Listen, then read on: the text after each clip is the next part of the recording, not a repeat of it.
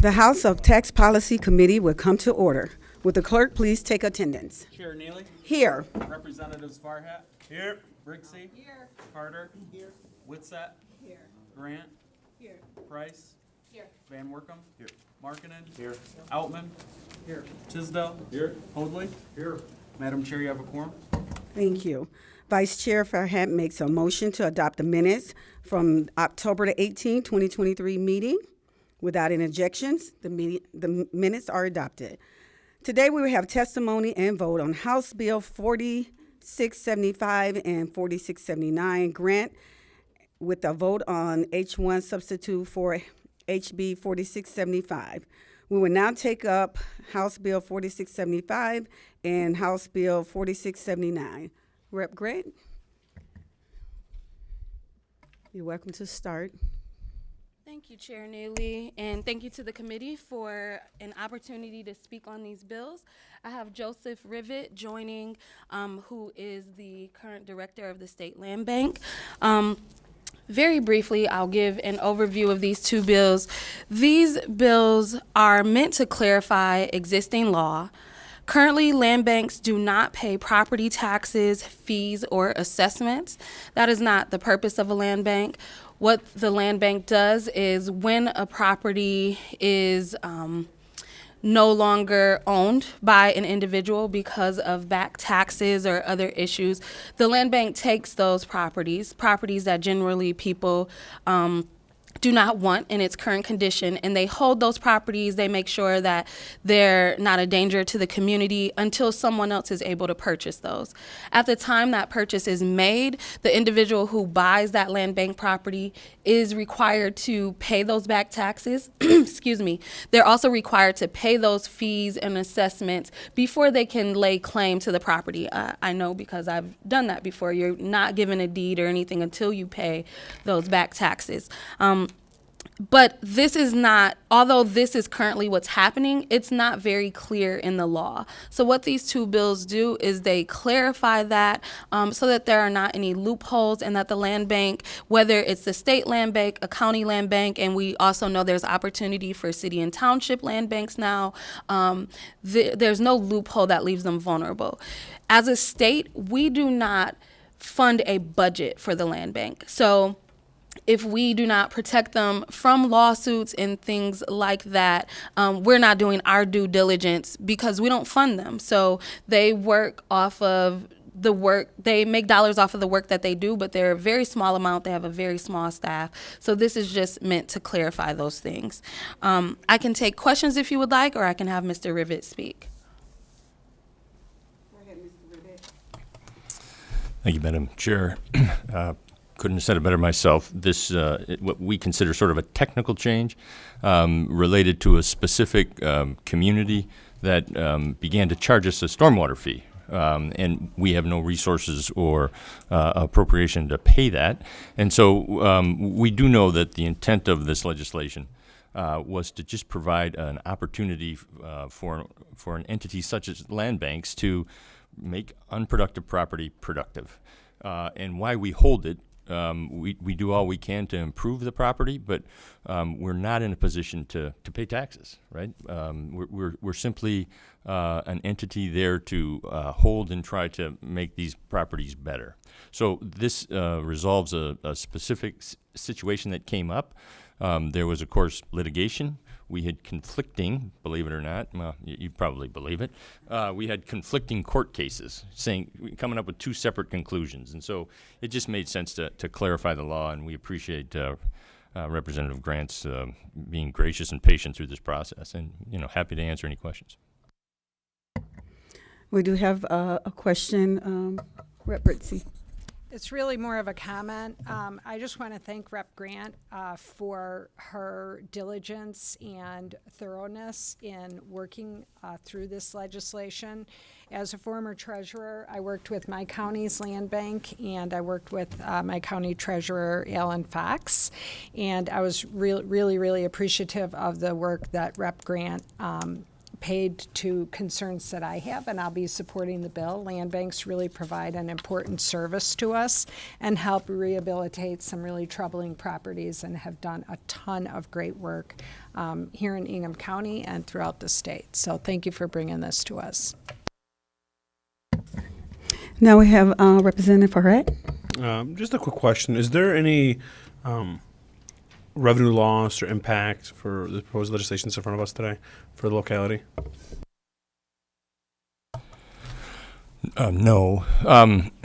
No, there's no revenue loss. I guess just to be clear, we were charged a special user fee by a specific municipality, and we intend that issue's been addressed, and we don't we want that not to continue to happen in the future, right?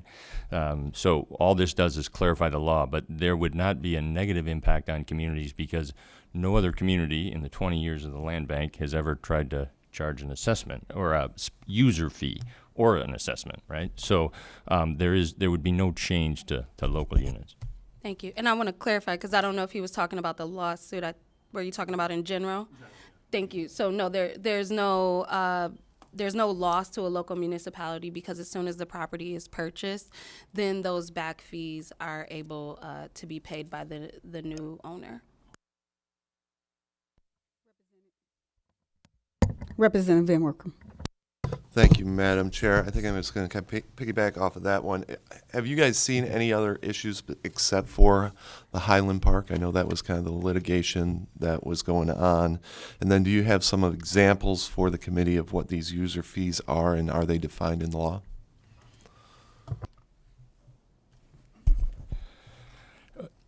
Not really. And let me say that we've had a couple of other circumstances occur. I think Detroit at one point, but we've been able to resolve those internally with the municipality when they recognize that that the work of the land bank is to simply be the repository of the property. So no, there have not been circumstances like this in the past, other than this one specific issue that was brought up and litigated in conflicting reports. I think this particular fee was a stormwater user fee, maybe. And if you want, I don't know why Bolt wasn't discussed or included. I can't answer that question, right? The Bolt decision back in Lansing 20 years ago, but their user fees would have to be sort of created. They're something that are not special assessments. Those are clearly defined in the law. They're not taxes. So and they're not utilities. Those are a different matter. So it would have to be sort of a unique sort of creation of a municipality and charged to us, which clearly was not the intent of the law. And interestingly enough, I can provide that legislative intent because I voted for it 20 years ago. Passed 107-0.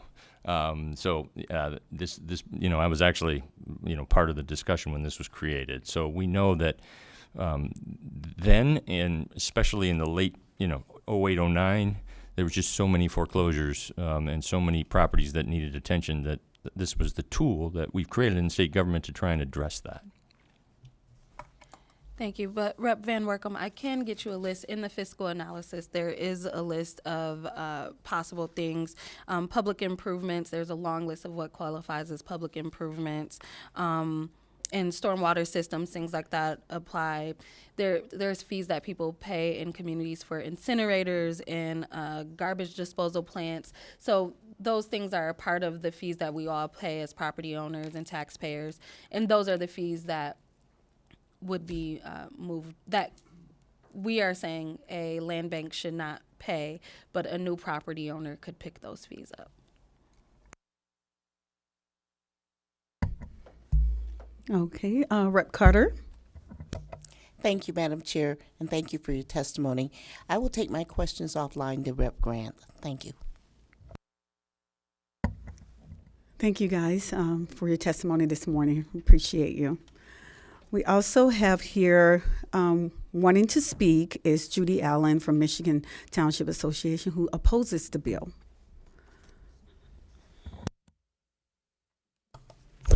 Thank you, Madam Chair, members of the committee. To be clear, MTA opposes the bill as introduced, 4675. We know there's a substitute in front of you. We oppose the bill as introduced for two reasons. One, the retroactivity, it went to 2004. We cannot tell you what local units may have provided services to communities in that time frame from 2004 till today. So we have worked with the bill sponsor. We appreciate the fact that in this substitute, the retroactivity is removed. Our main concern is, and we're still continuing to work with the sponsor. I know the bills are scheduled to be voted out today. We'd like to continue those conversations, but we want to clarify and make it crystal clear that if there are any fees or any services being used, whether it is garbage, whether it is, sewer, storm, whatever it might be, that has to be paid for, because when we do assessments on this, no one else is exempt from these assessments. So we want to make sure that that's clarified. Just need to tighten the language up a little bit. We thought we were there. I think there were some concerns used about use of the property, and that may have been with someone using it as a community garden or something of that nature. They're not providing, a local unit of government is not providing any type of services for stormwater or garbage pickup in that type of situation if it's a community garden. That is not our concern. Our concern is if we have to absorb the costs for properties that are receiving services and we can't collect on that. So that is our remaining concern to be addressed, and we hope to continue working with the sponsor on that. I'm happy to answer any questions, Madam Chair. Representative Grant? Thank you, Judy. I do appreciate it. And I just wanted to clarify that this language is, and we are working, we have been working really hard. I've been really open to clarifying language. Just to clarify, MTA had an issue with retroactivity. We took that out. So retroactivity is not in this bill. It is only moving forward. The second piece where they are saying they want to make sure that they are compensated for things, we are open to that, and just making sure that the language is clear and doesn't harm other entities. We weren't able to get that done before today, but we're still working on that. And so it is my goal to make sure that local municipalities are whole, but also that we don't put the land bank out of business while we do that. The land bank does not have a budget. You can look, we have not funded the land bank in quite a while. So that is why we want to make sure that we have the language correctly, and when a new owner comes into place, they are making the local municipality whole. Thank you. All right, seeing there's no other questions, thank you for coming for us today. I will read in some cards here. We also have opposed to the bill is Michigan Assessor Association. Amanda, is that Tosh? What is it? Tomex, thank you. And also supporting the bill but do not wish to speak is Alan Fox from Ingram County Treasury. Now, Representative Grant offered a substitute H1 to House Bill 4675. Would you like to speak to that substitute, Rep. Grant?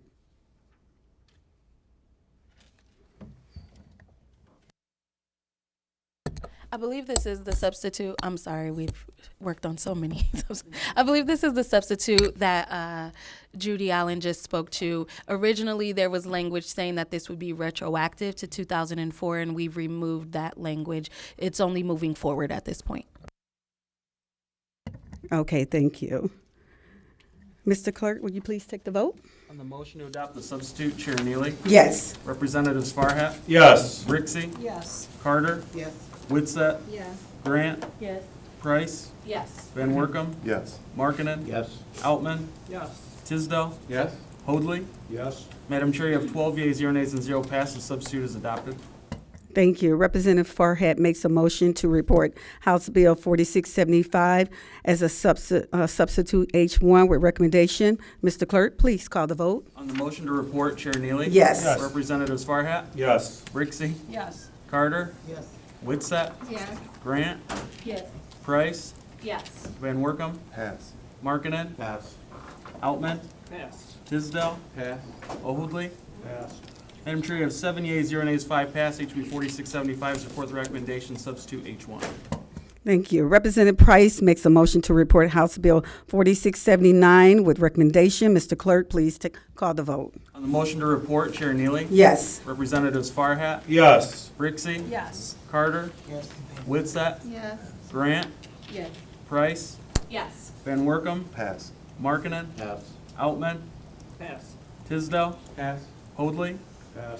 Madam Chair, you have 7 yeas, 0 nays, 5 pass. HB 4679 is reported with recommendation. There being no further business before this committee would stand adjourned.